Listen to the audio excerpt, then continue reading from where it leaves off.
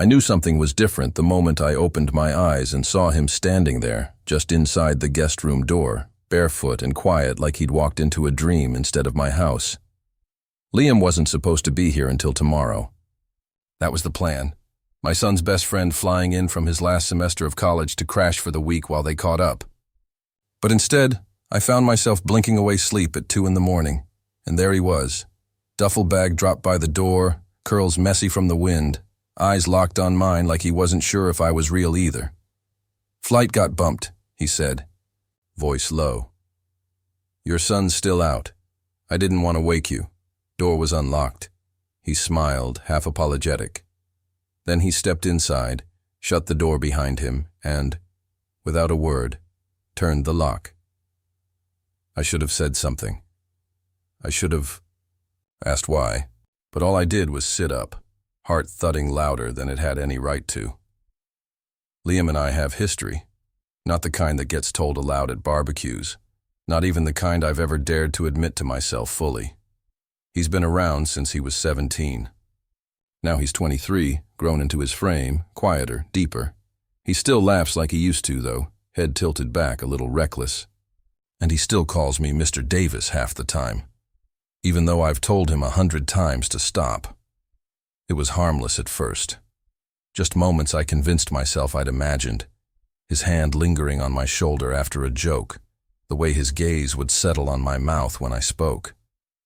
I told myself he was just naturally tactile, just thoughtful, just friendly. I told myself a lot of things. The room smelled like rain. It had started just after midnight, tapping against the windows with a steady rhythm. The kind of night that felt like it belonged to things unsaid. He moved toward the bed slowly, his duffel forgotten. "Sorry," he murmured again, softer this time. "Didn't mean to wake you." I shook my head. "You didn't." "Not really." What woke me wasn't the sound. It was the shift. Something had changed. Maybe it was the way he looked at me. Too long, too quietly. Maybe it was the lock clicking, shut behind him. Maybe it was just that, after all these years, I finally stopped pretending I didn't feel what I felt. He was here. We were alone. And the storm was only just beginning. Liam had always been more than just my son's friend. Even if neither of us ever said it, there was something unspoken between us. Quiet moments stretched too long, laughs that stuck in the air, the way his eyes would flick to mine like he was searching for something. He first came around 5 years ago, all awkward limbs and oversized hoodies, tagging along with Ryan after soccer practice. Back then, he was still growing into himself, shy, polite, endlessly curious. He used to hang back when they came over, always asking if he should take his shoes off or help clear the dishes. It was charming, honestly, how careful he was. Thoughtful in a way most kids his age weren't. Now he was anything but awkward. Still thoughtful, sure, still polite. But his shoulders had filled out. His voice had settled into something low and warm, and he moved like someone who'd learned how to own his space. He still had that same quiet charm, though, like a storm that never raised its voice. "You always forget to turn the heat up before bed," Liam said now, tossing a throw blanket toward me with a smirk. "You remember that?" I raised an eyebrow, catching it. "You were shivering like a leaf that one time in December." He sat on the edge of the old armchair near the bed, the cushion groaning under his weight. Ryan thought it was hilarious. "You were too proud to admit you were cold. That sounds about right. You've got a weird pride streak, Mr. Davis." I gave him a look. "You're not seriously still calling me that." He just grinned. "Feels wrong not to." That was part of the dance between us, half affection, half teasing. He knew how to push just enough. And I let him. I always let him. The rain kept coming, soft and steady, pattering against the windows like a metronome. It made the house feel smaller somehow, warmer, like we were tucked away from the world. "You're really okay crashing in here tonight?" I asked, adjusting the blanket across my lap. "Yeah, Ryan's room's a disaster, and I'm not about to wrestle his stupid drum set for a place to sleep. I laughed. Fair. Besides, he said, slower this time, it's not like this is the first time I've stayed in here. He was right. That summer 2 years ago, when the AC broke during a heat wave, we'd all dragged mattresses down to the ground floor. Ryan had fallen asleep on the couch mid-movie. Liam had taken the floor by my armchair, close enough that his hand brushed mine when we both reached for the remote. Neither of us had said a word about that moment, but I remembered it. I'd felt it for days afterward. You've always had the best coffee, he added, softer now. That's another reason I came early. I met his eyes, something catching in my chest. You flew across the country for my coffee. He gave me that half smile again. Among other things. The silence that followed wasn't awkward, just dense. Like we both knew what wasn't being said. Then the power flickered and cut out, just like that. The room went dark, lit only by the faint glow of the street lamp through the curtain. Well, I muttered, there's the complication. Liam stood up slowly, moving toward the window. Storm must have taken out the grid. No heat. No lights. I ran a hand through my hair. Figures. No blankets either, unless you count that sad excuse you're using. He turned toward me then, outlined by the silver wash of rain light. His expression unreadable. Guess we'll have to improvise. There was a pause. Something shifted. Again, barely there, but unmistakable. And just like before, I felt the air change, like something inevitable had just started. The storm didn't let up. If anything, it deepened, drumming heavier on the roof like it was settling in for the night. The quiet hum of the house was gone now, replaced by that deep, natural silence that only came during a blackout. No fridge, no heater, no distant TV from the neighbors. Just rain and breath and the occasional creak of wood contracting in the cold. I stared at the dark ceiling, blanket pulled tight under my chin, trying to ignore how the temperature had dipped. The fire in the living room had long burned out, and this old guest room didn't hold warmth the way it used to. I could feel it in my fingers, in my jaw as I clenched it reflexively. From the other side of the room, Liam's voice cut through the dark. "You're shaking." "I'm fine," I said automatically, a little too fast. There was a beat of silence, then the sound of the bed creaking as he stood. "Don't do that." His voice was close now. "Don't pretend like you're not freezing." The mattress dipped suddenly as he sat on the edge beside me, the blanket lifting with a rush of cold air before his arm reached under and spread it wider. "Liam, it's fine," he said, voice low. "I run warm. You always used to say that, remember?" I didn't answer, but I remembered. One winter he'd fallen asleep with a blanket over both of us while we watched some boring documentary Ryan had insisted on. I'd laughed then, told him he was a walking furnace. Now the heat of his body was immediate, seeping into me before I could resist it. He lay down gently, staying on his side, careful not to touch too much. But the space was too narrow. He was right there. His shoulder brushed mine. Our hips aligned awkwardly, then naturally, as we both shifted. I exhaled slowly, feeling every inch of contact, like a live wire. "You always let pride get in the way of comfort," he whispered, voice almost amused. "That's supposed to be a compliment?" "I don't know. Maybe." I didn't know where to put my hands. One rested between us, the back of it nearly grazing his chest. The other I tucked under the pillow like that might ground me. But nothing about this felt grounded. I felt like I was drifting, tugged somewhere I wasn't sure I could come back from. I tried to keep it casual, like this wasn't the most intimate position we'd ever been in. "This isn't exactly what I pictured when you said you wanted to visit." He chuckled, breath warm on my neck. "You think I didn't expect this storm? You think I didn't want this?" His words hit like a pulse under my skin. I turned my head toward him slowly, eyes adjusting to the dark. He was looking right at me. There was no room for looking away. "I don't know what you're doing," I said softly, truth slipping past the cracks in my voice. "But it's not fair." "To who?" "To me. To Ryan. To you." He was quiet for a moment. Then, "You think I don't know what I'm doing?" I swallowed, throat tight. "Do you?" Another pause. Then I felt his fingers brush mine under the blanket, barely there. But I felt it. That small, deliberate contact undid me more than any grand gesture could have. "I've thought about this," he said, barely above a whisper. "More than I should have." My heart kicked up. "Why now?" "Because I'm tired of pretending. I came here just for Ryan." His fingers stayed on mine, light and uncertain. The warmth of them, the steadiness. It undid the parts of me I'd kept guarded for so long. But I couldn't stop the spiral. My mind rushed to all the reasons this couldn't work: our age difference, the way he still felt tethered to my son's world, the fact that this was Liam, the boy who used to help me carry groceries inside, the boy who once called me cool for knowing how to fix a car battery. But he wasn't a boy anymore.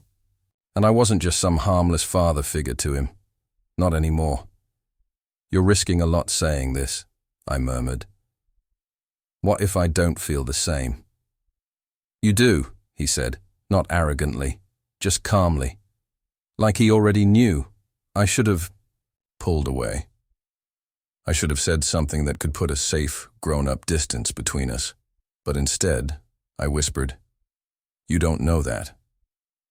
"I do. You haven't looked at me the same in years." I closed my eyes, trying to steady myself. His words sank into the quiet like stones into water, rippling through everything I'd been trying to suppress. "I'm scared," I admitted finally, because it felt too big to hold anymore. "So am I," he said. "But it doesn't change the way I feel when I'm around you." We lay there, still and breathless, tension thick as fog. His hand slid closer, palm against mine now. And I didn't move. Couldn't. Because the truth was, I didn't want to. It was quiet between us, the kind of quiet that doesn't feel empty, just heavy, like the air itself was waiting for someone to break it. Liam's fingers were still barely touching mine beneath the blanket.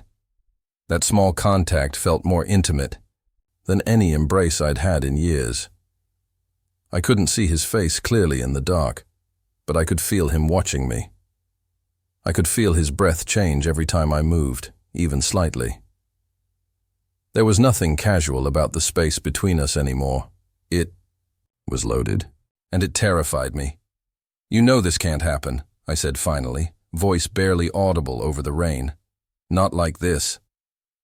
"Then tell me to leave," he said immediately. "Tell me you don't feel what I feel, and I'll go." I opened my mouth, closed it again, because the truth was I couldn't say it. "You're my son's best friend," I said instead, like it could act as some kind of shield. You've known me since you were 17. I was 17. He echoed softly. "I'm 24 now."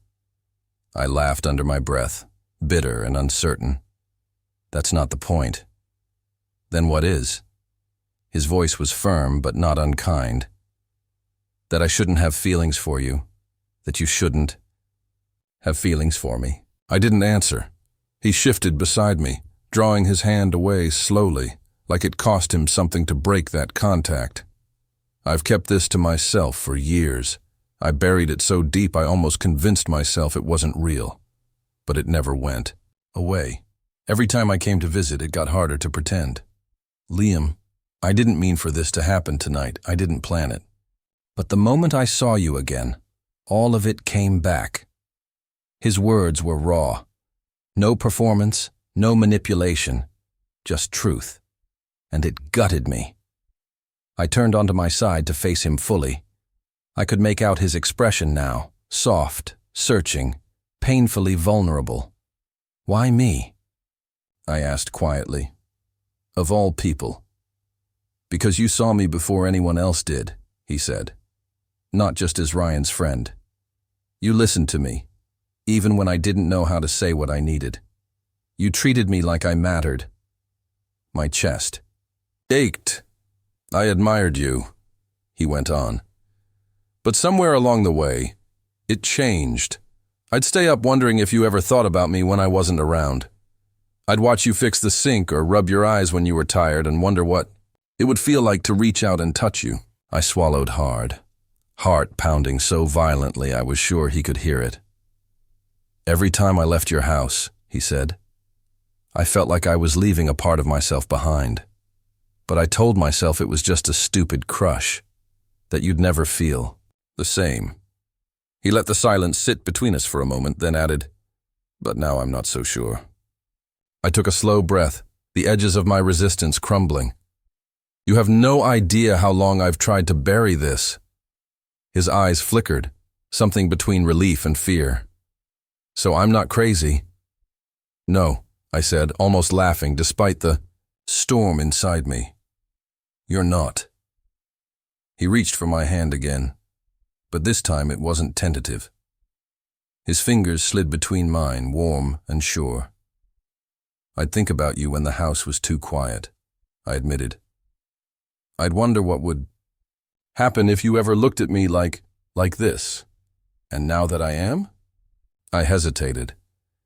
"This changes everything," I whispered. "Maybe that's not a bad thing." I looked at him, really looked at him. His eyes were open, clear, not clouded by hesitation or confusion. He knew exactly what he wanted. And for once, I let myself wonder what it would feel like to want back without shame. "I'm scared," I said again, voice cracking around the edges. "So am I," he repeated. "But I'd rather be scared and honest with you than go another year pretending this doesn't exist." Something in me shifted then. The fear didn't vanish, but it softened, made space for something else to grow. I leaned in slowly, my hand brushing the side of his face. He didn't flinch. He just breathed me in, and then I kissed him. It wasn't rushed. It wasn't hungry. It was soft, like a question being asked with lips instead of words. He kissed me back like he already knew the answer. His fingers moved to my waist, hesitant but warm, and the feel of him, so real, so close, made my breath hitch. When we finally pulled apart, he stayed close, forehead resting against mine. "I've wanted that for so long," he murmured. "Me too," I said, stunned by the truth of it. He smiled, barely there, but it lit something in the dark. "Can I stay?" he asked. "Just like this?" I nodded, not trusting my voice. He shifted again, pulling the blanket higher around us, and settled in against me, our bodies fitting together like this was where we were always meant to end up. I let my hand rest on his chest, feeling the steady rhythm of his heartbeat. It grounded me more than anything else could have. There were still questions. There would be consequences. But in that moment, under the echoing rhythm of the rain and the quiet hum of two hearts finally aligning, none of it mattered. What mattered was this. The truth laid bare, the fear acknowledged, but no longer in control. The kiss that changed everything. And the boy who had once been just my son's friend, now lying beside me, more than I ever expected. I don't know how long we lay there, tangled in each other, but time had stopped being something I cared about. His arm was draped over my chest, warm and possessive. My fingers absently brushed the soft skin of his back under his shirt, and for the first time in a long time, I didn't feel alone. I felt seen, wanted. Liam shifted a little, lifting his head so he could look at me. His hair was messy, sticking up in the back from the pillow, and the corners of his mouth curved into a smile that was still a little dazed. "You know," he said, voice low and teasing, "if I'd known locking a bedroom door would finally get you to kiss me, I would have tried it years ago." I laughed, the sound quiet but real. "You would have been arrested. Worth it." I rolled my eyes, but I couldn't help smiling. The air between us had changed, softer, easier. The tension had broken, but what was left wasn't awkwardness or regret. It was warmth. "It feels like we just detonated something huge," I murmured. "We did," he said. "But I'm still here, and you're still letting me hold you, so that's a good sign." I turned to face him more fully. "It is." He brushed his thumb along my jaw, gentle and unhurried. "You always looked at me like you were trying not to. Did you know that?" "God," I muttered, covering my face with one hand. "Was I that obvious?" "No, not to anyone else, but I memorized the way you looked at people, and the way you looked at me was different." He leaned in and kissed the edge of my hand where it hid my face. "I think I fell for you the night you sat with me on the porch when I failed that physics exam.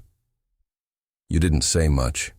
You just stayed. And I remember thinking if someone could make silence feel like safety, it was you." I swallowed against the knot forming in my throat. I was trying so hard not to care more than I should. "Every time you came over," I reminded myself, "this is Ryan's best friend. He's just a kid. He's not yours to want." "I'm not a kid now." "No," I said, my voice softer. "You're not." He laid his head against my chest again, listening to my heartbeat. For a moment, we said nothing. Then he whispered, "So what happens now?" I exhaled slowly, running a hand through his hair. "We talk. We take it slow. We don't do anything reckless." Define reckless. Showing. Up at Ryan's next barbecue holding hands, Liam chuckled. "Okay, fair. But I don't want this to be some one-time thing. I don't want to wake up tomorrow and pretend we didn't say any of this." "We won't," I said. "We'll figure it out. It won't be easy, but—" "But," he prompted. "But I've wanted you for too long to walk away now." His hand slid beneath my shirt, fingers splayed across my ribs. Not sexual, just close. Intimate. "I'd be lying if I said I wasn't scared," I admitted. "But I'm also excited. Nervous and excited. Like something's finally starting." That was always meant to. He looked up at me again, his smile softer now. "We'll be careful. We'll be quiet if we need to. I don't care how slow we go. Just don't shut me out." "I won't," I said, and I meant it. Liam leaned in and kissed me again, slow and deliberate, like he was sealing a promise between us. When we parted, I kept my forehead pressed to his, our breaths mingling. This was real. Complicated, yes, but real. And for once, that was enough. The morning light spilled in slow and golden, creeping across the bed sheets and landing on Liam's shoulder. He stirred beside me, face tucked against the crook of my neck. One leg draped over mine like he belonged there. And maybe he did. I lay there, staring at the ceiling, wondering how something that should have felt like a mistake somehow felt like peace. He mumbled, voice rough with sleep. "Please tell me that wasn't a dream." I smiled without turning. "If it was, we're both still dreaming." He stretched a little, his bare foot nudging mine beneath the covers. "Good, because I like this dream, especially the part where you finally let me stay the night without pretending you fell asleep by accident." I laughed softly. "That happened one time." "3," he corrected. 3 times. I counted. I finally turned to face him, and he blinked up at me, hair a tousled mess, his face open and unguarded. There was no smirk, no teasing in his eyes now. Just warmth, trust, and something quieter. Something like hope. "You're really not afraid of how complicated this could get?" I asked. His smile dimmed but didn't disappear. "Of course I'm afraid. But fear never stopped me from wanting something before. I'm more scared of pretending this didn't happen." I let my hand fall to the center of his chest, just over his heart. His breath hitched, but he didn't move away. "Neither of us planned this," I said quietly. "You being you, me being God, whatever this makes me." "Human," he said. "It makes you human." We lay there a moment longer, and then, as if it were the most natural thing in the world, Liam slipped his pinky around mine beneath the blanket. It was a stupidly small gesture. Childish, even. But it sent a ripple of warmth through my chest. "I don't need fireworks every day," he said. "Just stuff like this. Quiet mornings, sharing coffee. Letting you pick the music on the drive back even though your taste is objectively terrible." I grinned. "You're lucky you're cute." He leaned in and kissed my cheek, soft, lingering, full of the kind of affection I hadn't let myself believe I could have. "You're lucky I'm stubborn." We eventually rose, each getting dressed in the quiet comfort of shared space. He stood at the edge of my bedroom, backpack slung over one shoulder, hand on the doorknob. He paused, then turned to me. "I don't want this to be a weekend fantasy," he said. "It's not. I want to come back. For real. Not just for Ryan. For you." I walked over, heart beating a little faster, and gently reached into his hoodie pocket. I slipped something into his palm. A worn guitar pick, one I'd had since college. He looked down, surprised. "What's this?" "You once told me you lost yours. The black one with the worn edge. Thought you'd left it at a gig. I found it in the dryer a few weeks later." His eyes lifted and something flickered in them. "You kept it? Guess I wanted a reason to see you again." He closed his fingers around it slowly, then looked at me like he was seeing me for the first time, and maybe he was. "I'll bring it back," he said. I nodded. "And when you do, maybe stay for dinner." He smiled. Then, with a glance over his shoulder to make sure the hallway was clear, he leaned in and kissed me, quick but meaningful. His hand rested briefly at my waist before he pulled away. "This is the start of something, isn't it?" he whispered. "It is." He stepped out into the hall, and I watched him go, heart full and strangely light. The house felt quieter when the door clicked shut, but it didn't feel empty. Because now, it held something new, something that wasn't just longing or what if. It held a future.